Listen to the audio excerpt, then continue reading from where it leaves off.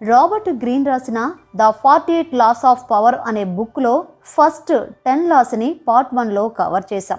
మీరు గనక ఆ వీడియోను చూడకపోతే వెంటనే డిస్క్రిప్షన్లో ఉన్న లింక్ని క్లిక్ చేసి చూడండి. ఈ వీడియోలో 11 to 20 లాస్ గురించి తెలుసుకుందాం. కాబట్టి ఈ వీడియో మొత్తం మిస్ అవ్వకుండా ఎండ్ వరకు చూడండి. 11th లా, learn to keep people dependent on you. మీ పనులు జరగాలన్నా, ఇతరులు మీరు కోరుకున్నట్లు ప్రవర్తించాలన్నా వాళ్లకు మీ అవసరం ఉండేలా చేయాలి. అందరికీ అన్నీ నేర్పేయకండి. కొన్ని ట్రిక్స్ మీ వద్దే ఉంచుకోండి, లేదంటే మిమ్మల్ని పక్కకు నెట్టేస్తారు. మీ బాస్ మిమ్మల్ని ఉద్యోగం నుండి తీయకుండా ఉండాలంటే ఒకసారి ఈ ఎగ్జాంపుల్ చూడండి. అమెరికా ప్రెసిడెంట్ రిచర్డ్ నిక్సన్ అధికారంలో ఉన్నప్పుడు చాలా మందిని ఉద్యోగం నుండి తీసేసినా హెన్రీ కిస్సింజర్ని మాత్రం తొలగించలేకపోయాడు. అతనికన్నా మంచిగా పనిచేసే వాళ్ళున్నా కూడా తీయకపోవడానికి కారణం రాజకీయ వ్యవస్థలోని ఎన్నో డిపార్ట్మెంట్స్లో అతనికి కనెక్షన్స్ ఉన్నాయి. అతన్ని తీసేస్తే రాజకీయ వ్యవస్థ మొత్తం అతలాకుతలమయ్యే ప్రమాదం కనిపించింది. ఇలా మీరు కూడా మీకంటూ ఒక ప్రత్యేక స్థానం ఏర్పరచుకొని మీ బాస్ మీ మీద ఆధారపడేలా చూసుకుంటే మీదే పై చెయ్యి అవుతుంది. ఒకటి గుర్తుంచుకోండి, దాహం తీరిన వ్యక్తి బావిని లెక్క చేయడం. 12th లా, use selective honesty and generosity to disarm your victim. నిజాయితీగా నమ్మకంగా ఉండడం ద్వారా మీ శత్రువుని సులభంగా దెబ్బతీయొచ్చు. మీరు నిజాయితీ గల మనిషి అని అవతలి వ్యక్తి నమ్మినప్పుడు ఇక మీ మీద అతనికి అనుమానం ఉండదు. అప్పుడు మీ పని ఈజీ అవుతుంది. నిజాయితీ ఒక్కటే ఉన్నా సరిపోదు, ఉదార గుణం కూడా ఉండాలి. అంటే దాన ధర్మాలు చేయడం, కానుకలు ఇవ్వడం. ఎంత శత్రువు అయినా సరే కానుక ఇస్తుంటే అతనికి వద్దు అనాలనిపించదు. ఒకసారి ఎగ్జాంపుల్ చూడండి. చైనాలోని చెంగ్ ప్రాంతానికి చెందిన వు అనే రాజు తన శత్రువైన హూ రాజ్యాన్ని ఆక్రమించాలనుకున్నాడు. తన ప్లాన్ గురించి చెప్పకుండా వు తన కూతుర్ని హూ రాజుకిచ్చి పెళ్లి చేశాడు. తర్వాత ఒకరోజు తన సభలోని మంత్రుల్ని ఏ దేశంపై దండెత్తితే బాగుంటుంది అని అడిగాడు. అప్పుడు ఒకతను హూ దేశం అని సలహా ఇచ్చాడు. వు కోపం వచ్చినట్లు నటించి, హూ ఇప్పుడు మన మిత్రరాజ్యం, దాన్ని ఆక్రమించమని సలహా ఇచ్చినందుకు ఇతనికి మరణశిక్ష విధించండి అని వు ఆజ్ఞాపించాడు. ఈ స్టోరీ అంతా విన్న హూ రాజు సంతోషించి తన రాజ్యాన్ని కాపాడుకునేందుకు జాగ్రత్తలేమీ తీసుకోలేదు. కొంతకాలానికి చెంగ్ సేనలు హూ రాజ్యాన్ని ఆక్రమించుకున్నాయి. ఇక్కడ తెలుసుకోవాల్సిన విషయం ఏమిటంటే, మీరు ఏదైనా స్వీకరించే ముందు ఇంకేదైనా ఇవ్వాలి. 13th law, when asking for help appeal to people's self interest never to their mercy and gratitude. అంటే సహాయం కోరేటప్పుడు అవతలి వ్యక్తుల దయ కోసం, కృతజ్ఞత కోసం ఎదురు చూడొద్దు. వాళ్ళ స్వార్థం సంతృప్తి పడేలా చూడండి. అప్పుడు వారే ఉత్సాహంగా మీకు సహాయం చేస్తారు. మనుషుల్లో ఎక్కువ శాతం స్వార్థపరులే ఉంటారు. మీరు కోరిన వెంటనే అవతల వ్యక్తి సహాయం చేస్తారని ఆశించకూడదు. అలాంటప్పుడు అతనికి ఏం కావాలో తెలుసుకొని అది అందించే ప్రయత్నం చేయాలి. అప్పుడే మీ పని జరుగుతుంది. ఒకసారి ఈ కథ చూడండి. ఒక రైతు ఇంట్లోని తోటలో ఒక యాపిల్ చెట్టు ఉండేది. దానికి కాయలు కాసేవి కావు, కానీ పక్షులు అక్కడ గూడు కట్టుకుని ఉండేవి. ఆ చెట్టు వల్ల తనకేం ఉపయోగం లేదని అతను ఆ చెట్టును కొట్టేయాలనుకున్నాడు. పక్షులు చెట్టు కొట్టద్దని ఎంత బ్రతిమలాడినా ఆ రైతు వినకుండా గొడ్డలితో ఒక దెబ్బ వేశాడు. అప్పుడు ఆ చెట్టు త్వరలో అతనికి తేనె పట్టు కనిపించింది. ఆ తేనె రుచి చూశాక రైతు గొడ్డలిని కింద పడేసి ఆ చెట్టును జాగ్రత్తగా చూసుకోవడం మొదలుపెట్టాడు. ఇలా స్వార్థం మాత్రమే కొంతమంది మనుషుల్ని కదిలించగలదు. 14th law, pose as a friend, work as a spy. మీరు బిజినెస్లో కానీ పాలిటిక్స్లో కానీ ఉన్నప్పుడు మీ ప్రత్యర్థులపైన ఒక కన్నేసి ఉంచాల్సి ఉంటుంది. అందుకు గూఢాచారుల్ని నియమించాలి. లేదంటే మీరే గూఢాచారిగా మారి ఇన్ఫర్మేషన్ని సేకరిస్తే ఇంకా బెటర్. ఎందుకంటే మీరు నియమించిన వ్యక్తి మీ ప్రత్యర్థికి దొరికిపోతే అది చాలా ప్రమాదకరం. ఎదుట వ్యక్తి మనసులోని మాటను బయటికి రప్పించాలంటే ఇలా చేయండి. అతను చెప్పే ప్రతి మాటని నమ్ముతున్నట్లు నటించండి. అప్పుడు అతను ఇంకా చెప్పడానికి ఇష్టపడతాడు. అలా చివరికి తన మనసులో మాటను బయటకు కక్కేస్తాడు. కొంతమంది మనం ఏదో ఒక రహస్యం చెప్పనిదే వాళ్ళేం చెప్పరు. అలాంటప్పుడు ఏదో ఒక రహస్యాన్ని సృష్టించి అది నిజమని చెప్పండి. అప్పుడు వాళ్ళు అసలైన నిజం చెప్పేస్తారు.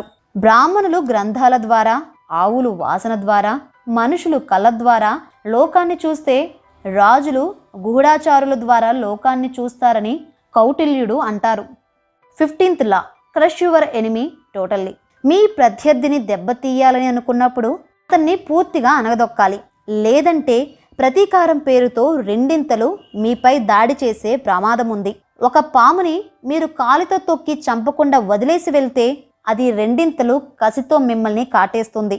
ప్రాణాలతో వదిలిపెట్టిన శత్రువులు కూడా సగం చచ్చిన పాము లాంటి వారు. కాలం గడిచే కొద్దీ అతనిలో విషం మరింత ప్రమాదకరంగా పెరుగుతుంది. 16th law, use options to increase respect and honour. ఎక్కడ పడితే అక్కడ కనిపించే వస్తువు ధర తగ్గిపోతుంది. అరుదుగా దొరికే వస్తువు ఏదైనా సరే దాని వాల్యూ పెరుగుతుంది. ఒంటెను చూసిన మొట్టమొదటి మనిషి పారిపోయాడు. రెండో మనిషి కొంచెం ధైర్యం చేసి దగ్గరికి వెళ్ళాడు. మూడవ వాడు దాని మెడని తాడుతో కట్టేశాడు. అలాగే కొత్తగా ప్రేమలో పడ్డవారు మొదట్లో తాను ప్రేమించిన వ్యక్తి కనిపించకపోతే అల్లాడిపోతారు. కొంతకాలానికి ఆకర్షణ తగ్గిపోయి అందరిలో ఒకరిగా కనిపిస్తాడు. ఇలా జరగకుండా ఉండాలంటే మీరు మరీ ఎక్కువ అందుబాటులో ఉండకూడదు. అప్పుడే మీకు గౌరవం దక్కుతుంది. దీనికి సంబంధించిన ఒక ఎగ్జాంపుల్ చూద్దాం. 17వ శతాబ్దంలో హోలాండ్లో రాజు కుటుంబానికి చెందిన వాళ్ళు తులిప్ పువ్వు అందంగా ఉండేసరికి దానికి ఒక ప్రత్యేక హోదా కల్పించాలనుకున్నారు. ఆ పువ్వులు అరుదుగా దొరికేట్టు వాటిని సంపాదించడం అసాధ్యం అనేంతగా చేశారు. దీన్నే తులిప్ మ్యానియా అంటారు. దీని తర్వాత ఆ పువ్వు ఖరీదు బంగారం కన్నా ఎక్కువ అయింది. ఇలా మీరు కూడా ఇతరులు మిమ్మల్ని అరుదుగా అందుకునేట్టు చేయగలిగితే మీ వాల్యూ పెరిగిపోతుంది. 17th law, keep others in suspended terror, cultivate and air of unpredictability. ఇది ఒక మాటలో చెప్పాలంటే మీరు వేయబోయే నెక్స్ట్ స్టెప్ గురించి ఎవరికీ తెలియకూడదు. జనం ఎప్పుడూ మీరు చేసే పనులకి అర్థాలు, కారణాలు వెతుకుతారు.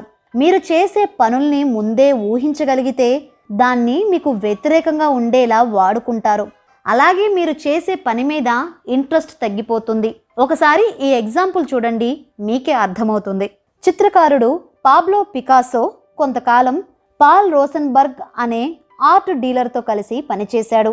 ఒకరోజు పికాసో ఏ కారణం లేకుండా ఇక నుండి నా పెయింటింగ్స్ అమ్మే పని నీకు ఇవ్వట్లేదు అని అన్నాడు. అప్పుడు ఆ డీలర్ 2 రోజులు అయోమయంలో పడి పికాసో వద్దకు వచ్చి ఇంతకు ముందు ఇచ్చే కమిషన్ కన్నా రెండింతలు ఇస్తే మీకు ఓకేనా అని అడిగాడంట.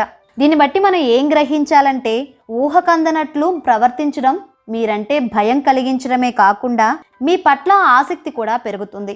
అందరూ మీ గురించే మాట్లాడుకుంటారు. 18th law, don't build fortress to protect your self, isolation is dangerous. ఈ లాని అప్పట్లో సైనికులు, రాజులు ఎక్కువ వాడేవారు. ప్రతి ఒక్కరూ తమని తాము కాపాడుకోవడానికి ఒక కోటని కట్టుకొని అందులో ఉంటారు. నిజానికి అలా ఏకాంతంగా ఉంటేనే ప్రమాదకరమని రాబర్ట్ గ్రీన్ అంటారు. అలా కాకుండా నలుగురితో కలిసి స్నేహితుల్ని సంపాదించుకొని అందరిలో ఒకరిగా కలిసిపోతేనే ఎంతో మేలు. రోమన్ ఎంపైర్ సిసిరో తక్కువ కులంలో పుట్టాడు.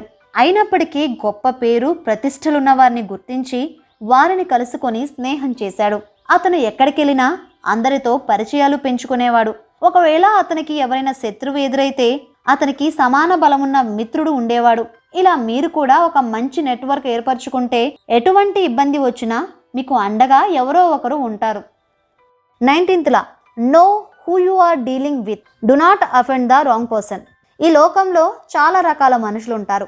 అందరూ మీరు వాడే ట్రిక్స్కి పడతారని అనుకోకండి. కొందరిని మోసం చేస్తే వారు ఎత్తుకు పై ఎత్తులు వేసి మిమ్మల్ని చిత్తు చేయొచ్చు. అందుకే మీరు దాడి చేయాలనే వ్యక్తుల్ని జాగ్రత్తగా ఎంచుకోవాలి. అలాగే తప్పు చేయని వ్యక్తికి ఎప్పుడూ కోపం తెప్పించకండి. మనిషిని బట్టి మీ ప్రవర్తన మార్చుకోవడం చాలా ముఖ్యం. ఈ 4 రకాల మనుషులతో జాగ్రత్తగా వ్యవహరించండి. అహంకారి, గర్విష్ఠి. మీరు మాట్లాడే వ్యక్తి గర్విష్ఠి అని తెలిసినప్పుడు అక్కడి నుంచి వెళ్ళిపోండి.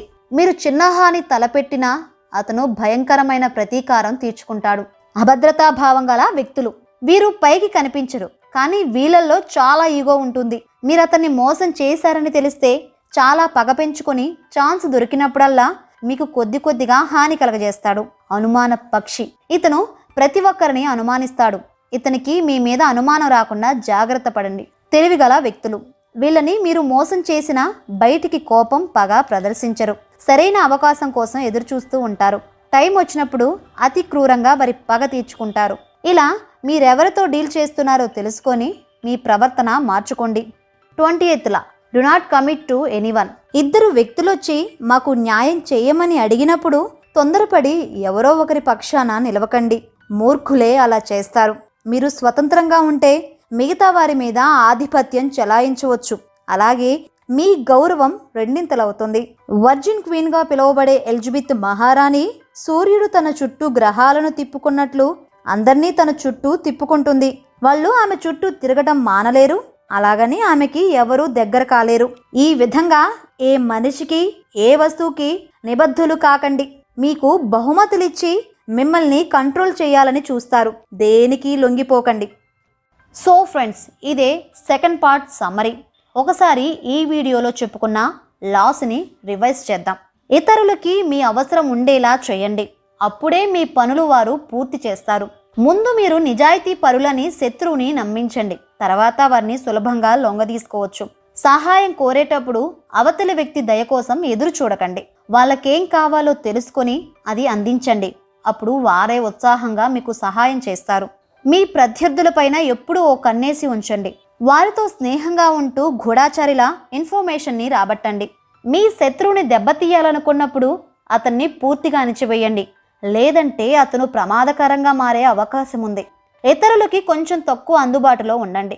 అప్పుడే మీ వాల్యూ వారికి తెలుస్తోంది. మీరు వేయబోయే నెక్స్ట్ స్టెప్ ఏంటో ముందుగా ఎవరికి లీక్ చేయకండి. ఒక్కరే ఏకాంతంగా ఉండకండి. పెద్ద పెద్ద వారితో కలిసి తిరగండి. ఏ ఇబ్బంది వచ్చినా వారు మీకు అండగా ఉంటారు.